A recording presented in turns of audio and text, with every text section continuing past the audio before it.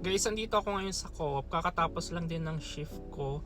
May binili lang akong konting grocery. Then katapos guys, dadaan muna ako sa Canada Post. Titingnan ko baka may letter ako doon. Then after nun guys, uuwi na rin ako.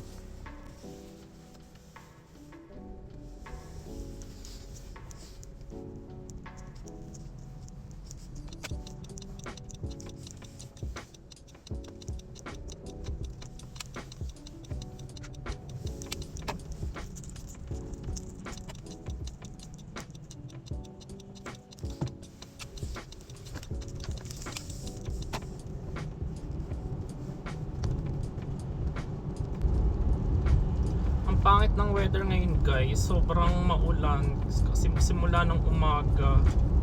Kasi sobrang makulimlim, parang ang lakas ng ulit pa nito mamaya.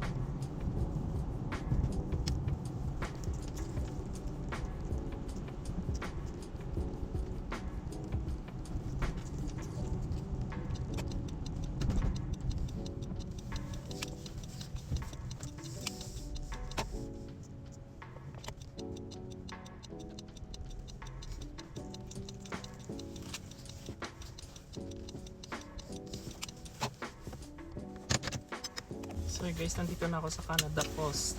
Sana may letter ako na inihintay ko ng matagal. And para yun, sobrang, let's see, tingnan natin guys.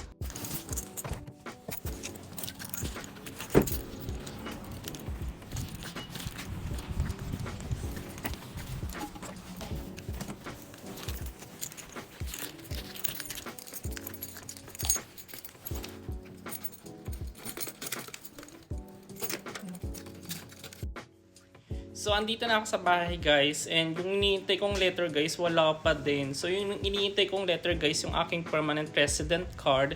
So though okay lang guys kasi hindi ko naman ini-stress yung sarili ko sa PR card kasi hindi pa naman ako lalabas ng bansa kasi kakailanganin mo yung PR card kapag lalabas ka ng bansa. So hindi pa naman ako aalis.